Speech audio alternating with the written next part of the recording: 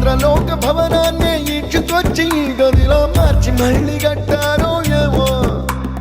మాయజాలము తెలుసు మంత్రగారడి తెలుసు రెంటి కన్న ఇది ఇంకోటేమో నీలాకాశం నేలాకొస్తే ఇట్టాగే ఉంటాదో ఏమో ఈ సంతోషం దాచాలంటే హృదయాలు ఓ వంద కావాలేమో ఇంతందంగా ఉంటుందా ఈ లోకం ఇన్నాళ్ళు ఈ మనసుకి తెలియాలేదే పాపం